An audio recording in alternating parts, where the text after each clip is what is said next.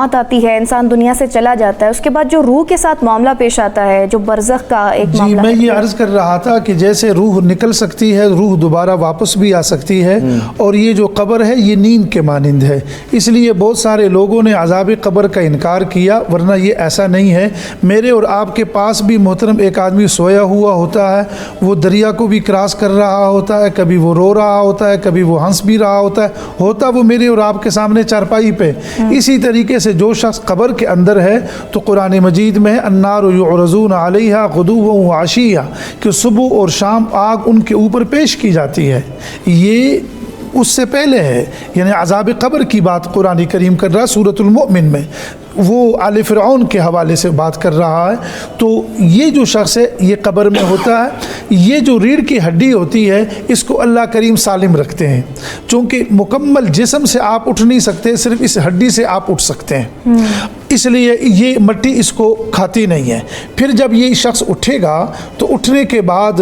جیسے میں نے گزارش کی کہ بارش ہوگی، بارش کا قطرہ ہر قبر کے اوپر، پھر یہ چل پڑے گا میدان محشر کی طرف۔ اب میدان محشر جو ہے وہ 1-2 دن نہیں ہے، وہ 1000 سال کا نام ہے۔ الف سنۃ مما تعدون، اللہ میاں فرماتے ہیں وہ 1000 سال کے برابر ہے جو تمہاری گنتی ہے، مجھے اور آپ کو بتایا گیا۔ اب 1000 سال میں ہم رہیں گے، وہاں ہمیں پیاس بھی لگے گی، پیاس کے لیے حوض کوثر کا بندوبست کیا گیا ہے۔ پھر جناب من انسان کو اعمال نامے بھی ملیں گے، اور جیسے محترم نے ارشاد فرمایا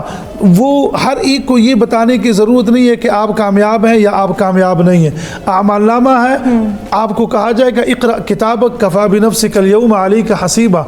سب سے پہلے تو یہ کہ آپ خود پڑھ لیں، یہ ذہنی طور پر اس کو تیار کرنا ہے۔ دائیں ہاتھ میں اعمال نامہ ملا تو وہ اصحاب المیمنہ ہو گیا، بائیں ہاتھ میں ملا تو وہ اصحاب المشأمہ ہو گیا۔ پھر اعمال ناموں کے بعد یہ شخص چلتا جائے گا، اب آگے مراحل ہیں، یعنی اب ان مراحل میں سے ایک اس کو اعمال نامے بھی مل گئے، پھر یہ میزان پر آ کر اس کو کھڑا کر دیا جائے گا۔ اب دیکھیے میں نے اور آپ نے کسی نبی کو فالو کیا تھا، ہم سرور دو عالم صلی اللہ علیہ وسلم کو فالو کر رہے ہیں، اس لیے آقا کو بھی وہاں لایا جائے گا، ہر نبی کے سامنے امت کو لایا جائے گا تاکہ وہ گلہ نہ کرے کہ وہ میری امت، میں نے تو ان کو دعوت بھی دی تھی۔ یہاں اقبال مرحوم خود فرماتے ہیں کہ تو غنی از ہر دو عالم کے من فقیر، روز محشر عذرہائے من پذیر، گر تمہیں بینی حسابم ناگزیر، از نگاہ مصطفیٰ پنہا بگیر۔ اقبال مرحوم فرماتے ہیں کہ یا ربا اگر آپ نے میرا حساب و کتاب لینا آقا کے سامنے نہ لیں تاکہ حضور صلی اللہ علیہ وسلم شرمندہ، یہ بہت مشہور اشعار ہیں اقبال کے۔ پھر میرے محترم یہ میزان کے بعد یہ شخص حوض کوثر کے بعد اب آپ اندازہ کریں پل صراط کا جو اس کے لیے ایک سسٹم رکھا گیا ہے وہ ایک عجیب، میں اس کو اور مختصر کر لیتا ہوں کہ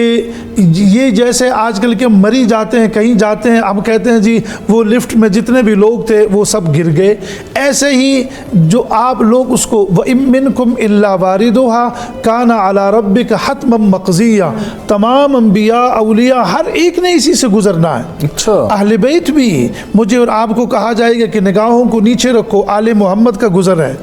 یہ جناب من تمام لوگ اس پر گزریں گے، جس کی رسی ٹوٹ گئی وہ نیچے جہنم میں چلا جائے گا،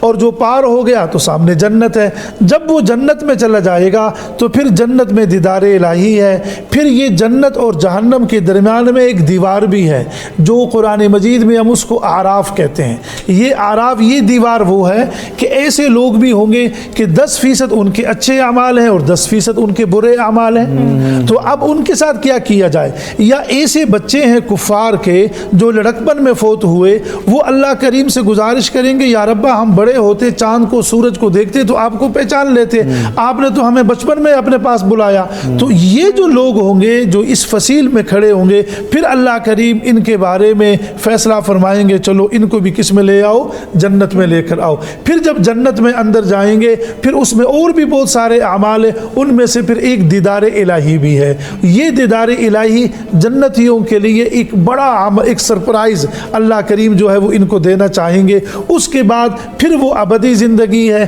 جس میں وہ لوگ رہیں گے۔ یہ ایک اخروی منازل کا ایک معمولی سا نقشہ جو میں نے سامعین اور سامعات کے سامنے رکھا۔ بہت خوب، بہت خوب، بہت اچھے طریقے سے